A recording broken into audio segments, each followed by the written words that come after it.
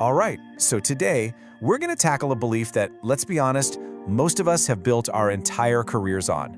We're going to dig into why just working hard might not be enough to really secure your future, and what you should be focusing on instead to build real, undeniable value.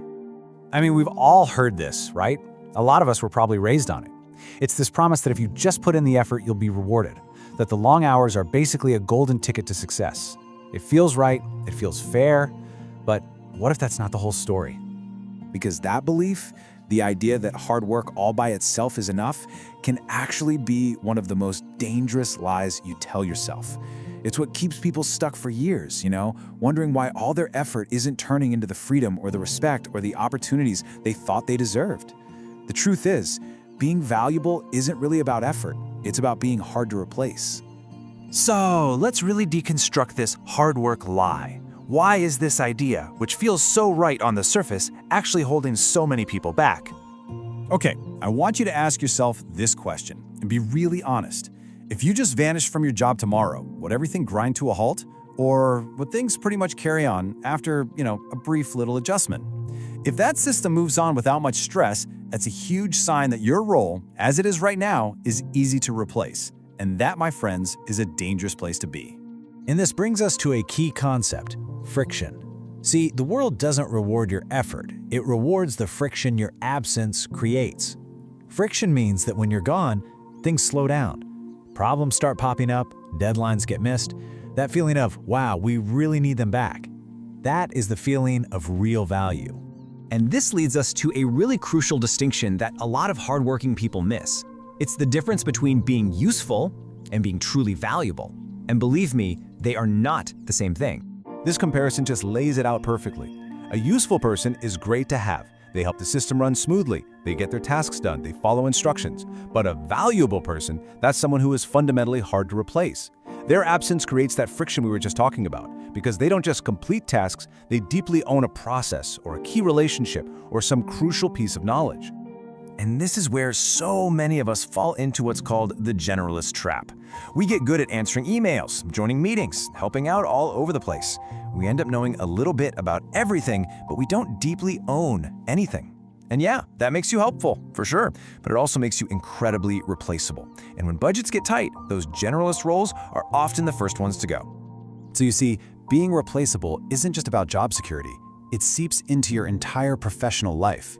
It's the reason you hesitate to ask for that raise. It's why you might put up with a bad boss. And it's why you're afraid to take big risks. Because deep down, there's that fear that someone else could easily step in and take your place. But it doesn't have to be this way. Let's shift gears and talk about the solution. We can absolutely go from being replaceable to being indispensable.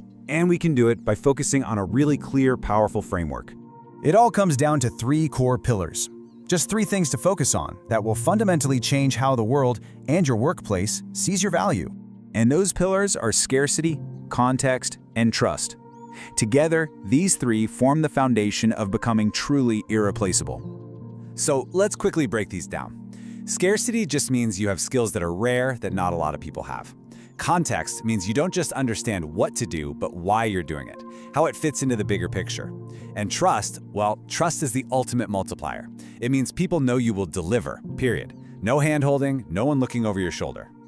Okay, so we've got the framework, but how do you actually build these pillars in your day-to-day work? Let's get into 4 really practical steps you can start taking, right away. First, stop trying to learn a little bit about everything. Instead, pick something and master it. Go deep, not wide. Second, shift your entire focus from just doing tasks to solving problems. Third, start combining skills in a unique way that makes you hard to copy. And fourth, be deliberate about building a reputation for what you want to be known for.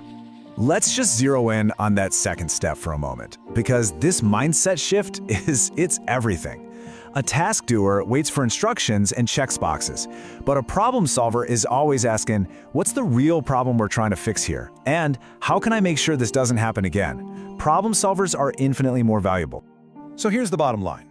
You want to change what people say about you when you're not in the room. Works hard is nice, but it's generic. Solves problems. Now that's a reputation that builds a career. That is a reputation that creates real value. And all of this, the framework, the mindset shift, it all leads to one ultimate test of your professional value. The single most important question you can possibly ask yourself. The big takeaway here is to stop competing in these super crowded fields. Don't aim to be just 10% better at a really common skill. Instead, build a unique combination of skills and knowledge and trust that makes you different. And that's really the heart of it all, isn't it? Your goal shouldn't be just to show up and do a good job. Your goal should be to become so integral, so essential to the system that your absence would be a genuine problem that needs to be solved. That's when you know you're valuable. So I'll leave you with this, the same question we started with, but now with a whole new perspective. Ask yourself tonight, if I disappeared tomorrow, what would break? Your answer to that question is your starting point. It reveals where your real value is and exactly where you need to start building it.